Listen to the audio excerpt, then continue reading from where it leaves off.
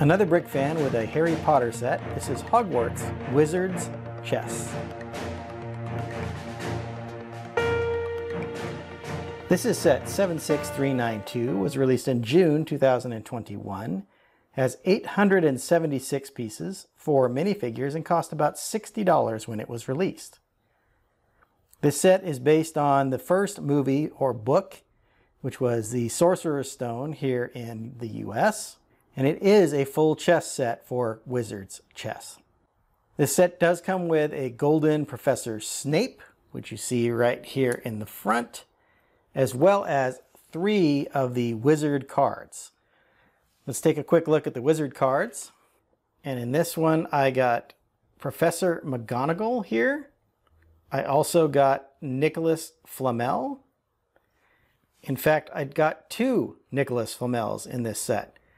I'm disappointed in the way they handled these cards because we got 2 of the same card in this. Because they're random, it's very difficult to get all 16 of the cards. You're either going to have to spend a lot of money on getting a bunch of sets in order to get these cards, or you're going to have to trade with folks to get them. So that's not a terrible thing, but you've got to spend at least $20 to get a set with these cards in them, and you can spend up to $120 for one of these sets to get these cards. And there's not a lot of people that are going to buy multiple $120 sets just to get cards. Here's a quick look at the 3 main characters that were part of this scene. So it's Harry, Ron, and Hermione, and we'll take a close look at all of those minifigures here in a moment. The chessboard looks really good, and as you may expect, it is an 8x8 chessboard, which gives the total of 64 squares to do a regulation chess match. All of the chess pieces themselves are brick built, and we'll take a close look at all of those here in just a minute. But first, let's take a little closer look at how the board is built. So looking at the board, you can see that it is the definite 8x8 pattern. There are flames all the way around, which I thought was a nice touch. Flipping the board over, you can see how some of the structure is done. And as you can see, it's not a solid build. There's, the frame around the outside. There's some cross beams here that all of the tiles, the black and white tiles, connect to. So these are all 2x4 tiles. And there's 2 of them to make each square of the chessboard. There's some rubber wheels here that I think help the chessboard from moving around, so it gives it a little bit of non-slip. But all of this structure, when all put together, makes it very solid without having to use a ton of pieces. So the board itself, I thought, was very cleverly designed and is super functional. Let's take a closer look at the minifigures and the chess pieces. Let's start off looking at the various chess pieces. These are the pawns, and we have, of course, black and white versions of these. As you can see, they're very short. They have these miners' helmets on. These look good, but they really remind me of the Underminer from The Incredibles, kind of that last scene where the helmet's down over his eyes. You really can't see it. Anyway, just a quick thought. They are carrying 2 swords each. They have kind of this rounded or sloped look around the sides here. Kind of a very flat backside there. A simple pawn piece that, starting from the outside towards the center of the board, the rooks would be positioned first. So here is our white rook and our black rook. And as you can see, they have the traditional castle helmet, and then a Nexo Knight shield, and then the same sword that we saw the pawns carrying. You can see that sword there is done on the side, making it face forward. The backs are relatively plain, but I do like the way those helmets pieces are done and sloped to give it a nice look there.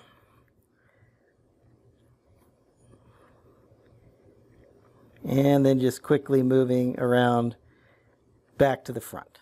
Those are the rook pieces. Next to the rook, of course, is the knight. So here's our knight pieces. They have the same helmets as our rook did. And as you can see, the horse is kind of built up using this angled piece here. You do notice that there are some exposed gray pieces in here. So they use that stud with a hole in it, and then there's another piece in there that connects to that hole to give it that angled look. And there you can see both sides. Once again, the sword facing the front, just like it was with the rook. So there are the knight pieces. Next up, we have the bishops. So they have the sloped shoulder on one side, and then they have another hand facing forward that's holding this staff that uses a whip piece. Once again, these are using a gray stud with a hole in it in order to connect the whip piece. You can see the one side has the robe that goes over their arm. There's a 1x4 tile on the front to represent more of the kind of robe look. And then the other side and the backs, as you can see, are pretty much done the same way as the front, making these pretty good characters. Next up is the queen. So she's on a pedestal here. I like the way they use this textured 1x2x2 textured rounded brick here, which adds a nice pedestal effect for the queen. The queen here, once again, is kind of wearing a robe, and then they gave the idea of a crown by using this 1x1 tile for the top, and then she's holding like a staff in front of her here.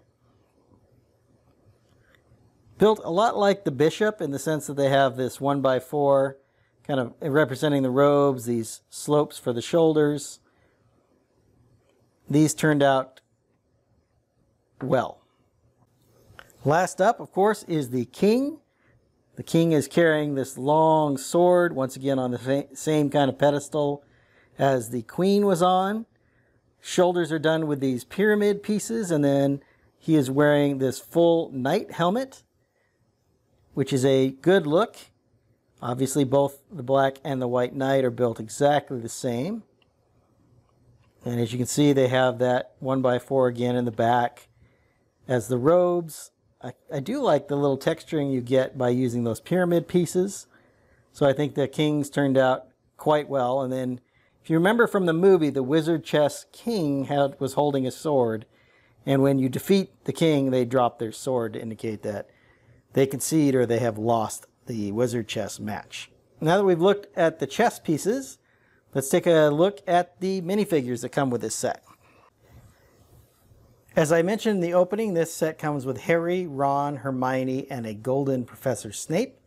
So let's start with Ron and Hermione. One of the things I really like about these characters is they're in their street clothes. So Ron's wearing a blue shirt, looks like a gray jacket with a kind of striping on it. Certainly recognizable with his face here, the freckles you can see there, the red hair. Hermione's got her normal hairpiece here. It does look like she might have a blue shirt as well, but a darker blue than Ron there, and this green sweater, which looks kind of like a winter sweater. Moving around to the back, you see the continuation of the prints here. There's that striped pattern for Ron, and then more of the decoration on Hermione. And as you can see, they are using the short legs. This was year 1. So here's Ron with his scared expression. And then Hermione also has a concerned expression for her alternate face.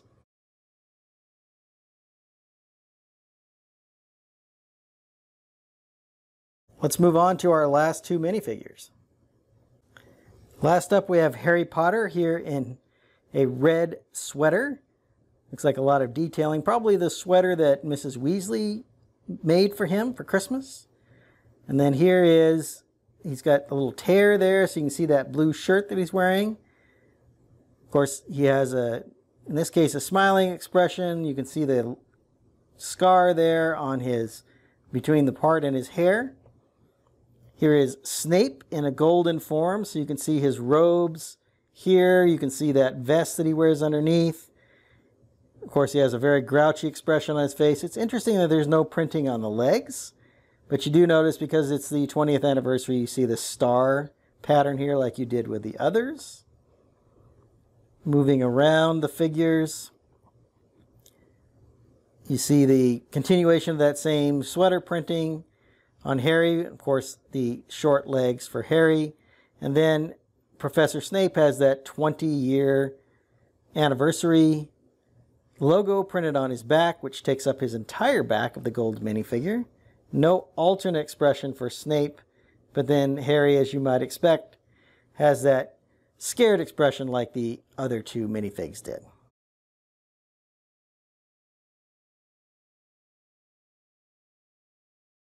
Now that we've looked at all of the chess pieces and the minifigures, let's go back and I'll give you my final thoughts on this set. Overall, I think this set turned out quite nicely.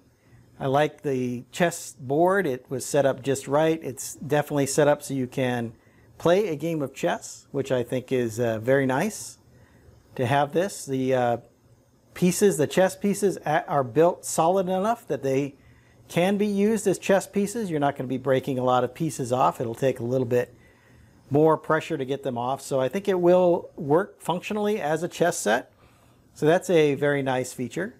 The minifigures, of course, are appropriate for this scene, since Harry, Ron, and Hermione were the ones that went in to go through all these tasks on their way to the Sorcerer's Stone. The golden Snape, I thought, turned out quite well.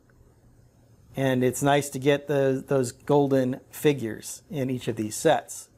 As far as the wizard cards, I don't really like the random nature of it. I understand sort of why they did it. Hopefully they'll be easier ways to get the ones that you're missing than buying one of the 6 sets that includes the cards. I think with the 6 sets, there were a total of, I think, 19, maybe 20 wizard cards you will get all together, which should let you get the entire set. Since the tiles are included randomly in the sets, you're never going to know. Like I got 2 Nicholas Flamel in this particular set. On to value. I like to start with price per piece, and this is obviously well below 10 cents per piece, since we have 876 pieces and $60 price point. So getting close to that 7 to 8 cent range. That's not always a great indication of value, since in this case there are a lot of very small pieces. So yes, the set count, the piece count is very high, but the pieces that you get are relatively small. Now, having said that, I think you get a lot of helmets, you get a lot of swords. So if you like kind of that medieval look, you're definitely going to get very useful pieces in this set. The value, I think, is really good. As I said, it can be played as a chess board and as a chess set, which is a great feature. The chess pieces themselves all look really good, as I mentioned while we were taking a closer look at them. So overall, the value for this set is really good. And I've said in my other reviews, I think this entire June wave of Harry Potter is all very reasonably priced. I think you get really good value in all of them. They all have very good price to piece ratios. They all come with nice minifigures. And the modular nature of the castle elements is really nice and makes those very functional. So this is a great wave of Harry Potter here in summer 2021. And I'm hopeful that they will continue to be releasing Harry Potter sets for many years to come. Hope you've enjoyed my thoughts on this set. I'm going to get started on my next video. And until then, happy building. If you enjoyed this video, hit that like button and be sure to subscribe to see more of my content. I've left a link to my other Harry Potter reviews up here on the screen.